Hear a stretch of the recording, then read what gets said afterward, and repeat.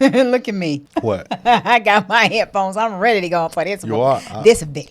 Leave it on. I don't care. I am. It's but comfortable. listen, but tell me why we doing these clips today. Because I want people to see unanimous decision, and I want you to drop the link in the description so they can go, because we're not doing a full video. But people are saying why they want Trump in office, and it's every single last person this man is in. And then on these maps, it's going to show you where and the states that are really going for him. It's just out. It's unbelievable. I just can't see how people are still wanting Kamala to be president. So, there's been 2 assassination attempts on the former president over the last 2 months. Do you trust the government's explanation as to why they're happening? No. Do you believe they're protecting him, all right? No. All right. The polls have shown this race in November is pretty close. Why do you think that is? Because I think that our other candidate is bringing a different light to what they believe a president should do. And I think in actuality what you see here is what a president will do and will continue to do if he gets in the White House. I think she's putting on a false air for those out there that are looking for joy. It's not about joy, it's about safety. Right. Come on. Exactly. If you had to speak with the former president right now to give him one piece of advice ahead of the election, what would it be? To be himself and continue to fight for the people and just keep doing the job he is, and that's just trying to help us all and you know, making us all be able to live in a better America and live in the world we've always lived in. I don't really have any negative advice to share, although I know there's a lot, but I think he's just doing the best he can do with what he's given. Right. Last question. I agree with it. The last 4 years, how has your life been under this administration comparing to the President Trump's administration from 2016 to 2020? The last 4 years of my life have been more difficult. I've had to take on more hours at work. I had planned to do some retirement with my husband.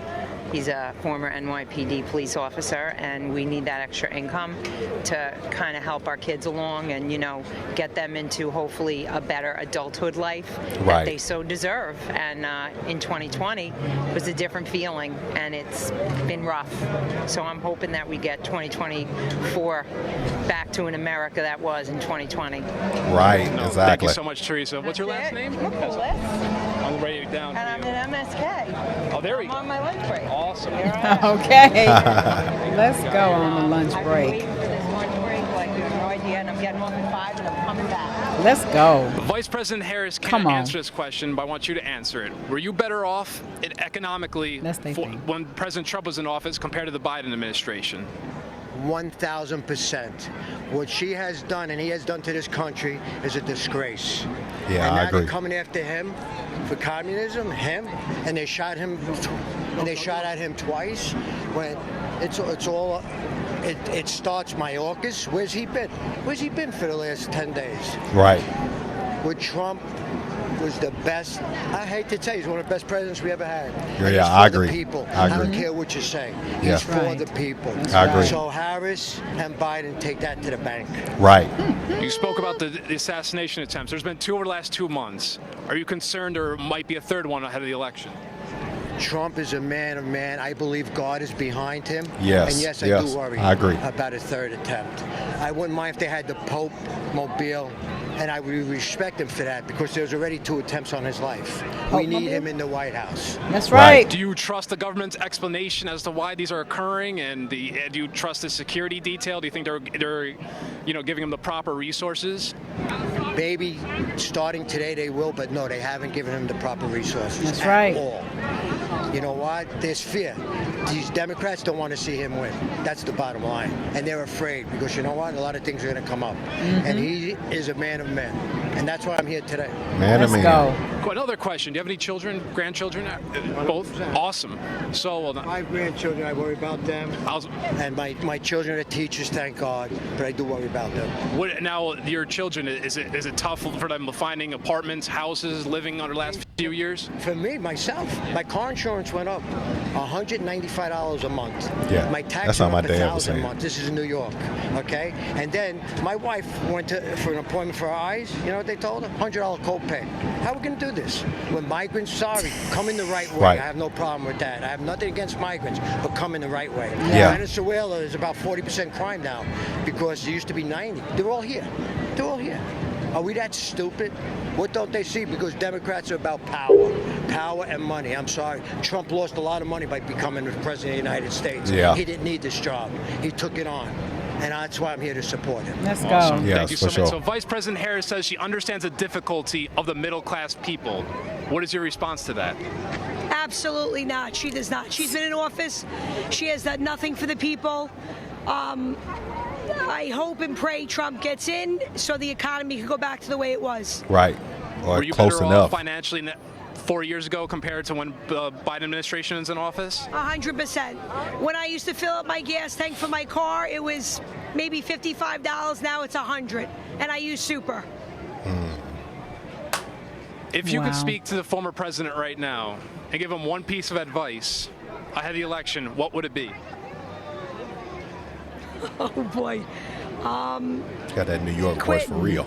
Just quit. That's it. If you could speak to the Vice President Harris right now, what would your message be to her? You're fake. You're a fraud. Leave. Right. Last question. They're showing the polls are very tight entering before November's election. Why do you think that is? I truly believe in my heart that the Democratic Party is a bunch of cheaters, and they have some serious connections with cheating. Yep. I believe it. I do believe Trump won the first time, the second time, and if God's hand is not on this election, we're going to see what's going to happen. Yeah. Let's go. That's a good segue. We can segue right into what these polls looking like. Yes. Donald Trump is climbing to new heights, as reflected in the latest 2024 election polls. He's now dominating key swing states and even taking the lead nationally, according to the New York Times. Today, we're diving into the updated electoral map based on these new numbers. Before getting into the polls, we'll first lock in the solid states for both candidates to simplify the map. Starting with Harris, she's likely to secure California, Hawaii, Vermont, Massachusetts, Connecticut, Rhode Island, Maryland, the District of Columbia, and the 1st District of Maine. On Trump's side, he's solid in Utah, Wyoming, Idaho, Montana, North and South Dakota, almost all of Nebraska except the 2nd District, along with Kansas, Oklahoma, Missouri, Arkansas, Louisiana, Mississippi, Alabama, Tennessee, Kentucky, West Virginia, South Carolina, and Alaska. This gives the former president an early edge, already sitting at 125 electoral votes. Let's go. We've just received a significant polling update, and this is incredible news for Donald Trump. The New York Times Siena Research released fresh data for 3 key states: Arizona, North Carolina, and Georgia. Trump is now leading by 5 points in Arizona. Just over a month ago, their last poll had Harris ahead by 5.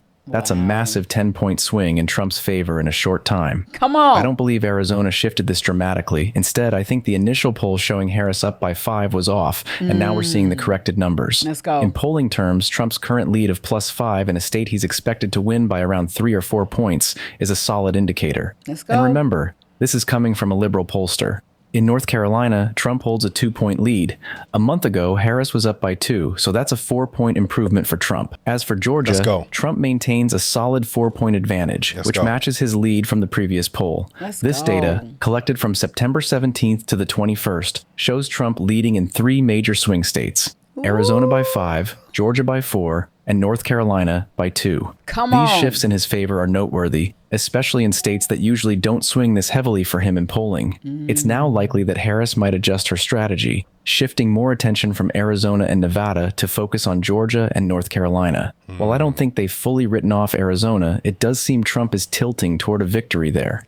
Georgia is also looking very solid for Trump. Several polls have him up by 3 to 4 points there, and even liberal-leaning pollsters are acknowledging it.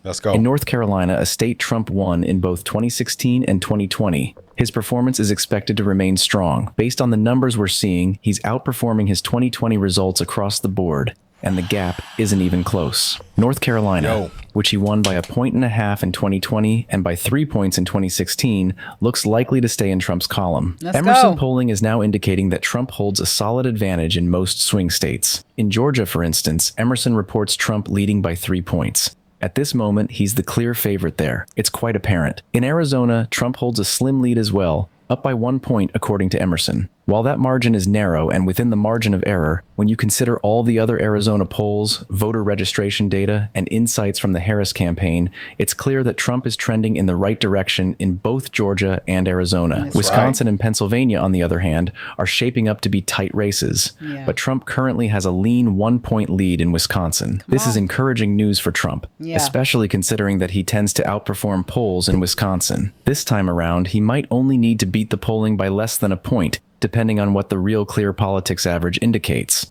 It's also worth mentioning that Harris isn't holding a solid lead in Wisconsin. She's not up by 4 or 5 points. If anything, the race is tight enough that Trump may not even need to outperform the polls. He could already be leading or at least very close in Wisconsin's overall polling. This is especially positive for Trump compared to where he stood in 2020 and 2016, particularly in the Rust Belt states.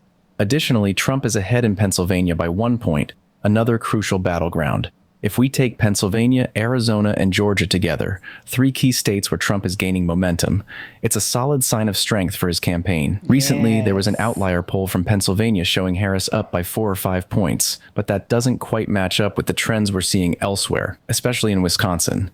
Voter registration data suggests that Pennsylvania may be tilting more Republican than Wisconsin, which could actually make Wisconsin a tougher state for Trump to win than Pennsylvania. Still, this is bullish news for Trump since Pennsylvania carries 19 electoral votes, which is more than Wisconsin's total. Nevada is locked in a solid tie. Several recent polls show the race in Nevada is razor close. This marks the 3rd poll in a week showing Nevada deadlocked. North Carolina has Trump up by 1, while Michigan shows Harris leading by 2. These numbers match up with what we've seen lately. At one point, Michigan seemed to be leaning Trump, but among the Rust Belt states, it's shaping up to be the toughest for him to win. Pennsylvania seems the most likely for Trump to take, while Wisconsin remains another Rust Belt battleground where he has a solid chance. Typically, these states move together, but this election might see a split, with Harris taking Michigan and Trump securing Pennsylvania and Wisconsin. This is a trade Trump would be more than happy with, especially as his numbers are looking strong in Arizona, North Carolina, and Georgia. North Carolina could end up being a tighter contest than Georgia, though recent polling has looked more solid for Trump in Georgia than in North Carolina. Nevada is still a toss-up, but based on historical trends from 2016 and 2020, Trump has a slight tilt in his favor. Nevada, which was once solidly Democratic, has shifted,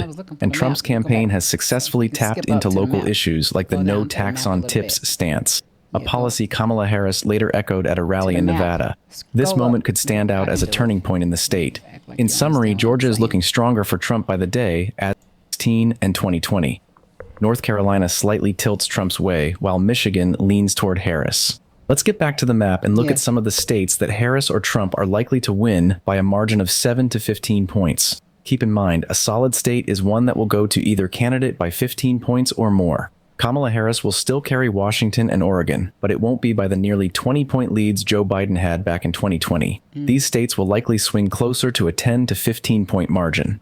Then there's Illinois. Its 19 electoral votes will comfortably go to Harris, though likely by just under 15 points. And in Colorado, recent polls show Harris holding a lean just above the double digits. She won't outperform Biden's 2020 result when he won the state by nearly 14 points. Harris won't come close to that. Harris is also the favored candidate in New York and New Jersey, but both of these states are mired in political scandals. In New York, we saw Andrew Cuomo step down amid sexual harassment accusations, and now the current governor, Kathy Hochul, along with Mayor Eric Adams, are facing their own struggles with low approval ratings. Meanwhile, in New Jersey, Senator Bob Menendez has been repeatedly convicted of bribery. Delaware also lands in the likely column. It's just not as liberal as some of its neighboring states. On Trump's side, his likely states will give him a solid advantage, starting with Iowa and Ohio, 2 states that were thought to be competitive in the 2020 race. In 2016, Trump flipped both Iowa and Ohio, winning by close to double digits after the states had seen 8 years of Obama victories. In 2020, Democrats believed they had a shot at flipping them back. Polls predicted Trump would win by just 1%, and there were even times when Biden was ahead in the polls in these 2 states. But when the dust settled, Trump won Iowa and Ohio by almost the exact same margins as 2016. Now, heading into 2024, it's clear Trump is the solid favorite in both of these Midwestern battlegrounds. Next up, Texas, the Lone Star State, was seen as potentially competitive, especially with some liberal-leaning polls showing the race within the margin of error. In fact, Trump was expected to win by just 1%, similar to his narrow margins in states like Iowa and Ohio. But ultimately, he secured Texas by nearly 6 points. There was never really much doubt about the outcome. It was clear from the start that Texas was going red. Joe Biden didn't have a real shot, even though Democratic polls and rhetoric tried to paint a picture that Texas might actually flip blue. Yes, Texas is shifting to the left over time, but when it comes to a Democrat winning the presidency here, that's still a long way off, probably at least a couple of decades. The state is so massive, and flipping the millions of voters necessary for Democrats to prevail is a long-term project. By the time that happens, the Midwest will likely have cemented itself as a solid Republican stronghold. What we're witnessing nationwide is the Sun Belt moving leftward, while the Midwest moves in the opposite direction. As for Texas, it remains likely red for the foreseeable future. Elections here will grow more competitive, but that won't become a significant problem for the GOP for a while. Now take Florida. At this point, compared to 2020, it's essentially a guaranteed 30 electoral votes. 4 years ago, Florida wasn't a sure thing for Trump. It was considered one of the most competitive battleground states in the country, and with good reason. Back in 2012, it was the only tilt state on the map when Barack Obama barely eked out wins in places like Iowa and Ohio. So it just goes to show you, those people who were being interviewed, and they didn't know each other, at least they didn't, they were all asked pretty much the same questions, and they all had the same view. Yeah. So I feel like, it shows that we're making ground. I feel like it's initially when we're going to be looking at this, looking at the election, it's going to look like, oh my God, she kind of close, and then he just gonna swoosh, and it's just gonna be like over. It's not gonna feel comfortable in the beginning, but I feel like it's gonna slide by like it's over. But look at him now. Look at how he's already the map. To me, always looked almost red. No, it did. It looked like with the little spots of blue. The only thing that makes them the blue on the side too. Can you kind of get a little? And the only thing that makes her, all that red just look like dominating. And the only thing you see with that blue. It's because California is a 55, it's number 55. It holds 55. So if California was half of that and she needed more, she'd be smoked. Yep, but it's okay. We are making ground. And even though we know California will still be blue, you got a lot of us out here like us that will not be voting. No. So that was good. So there you go. There you go, great people. Updates just to how we're moving, how people are feeling about the most important key issues that we want to be transformed and changed while he's in office, his safety, our safety, progress. You heard it from the people, and now you're seeing it on these electoral maps. So come on. Beans and cornbread at a fight. Beans, not cornbread out of sight. I'll be working. What? I thought you about to sing along. I'm like, okay, we sounded like we was on harmony there for a minute. I didn't know what you were talking about, babe. Where you get that from? 2024, be more. And hold up, let me tell them this. Don't forget, guys, subscribe to the channel, share the video, turn on the bell, and we'll see you in. Bye.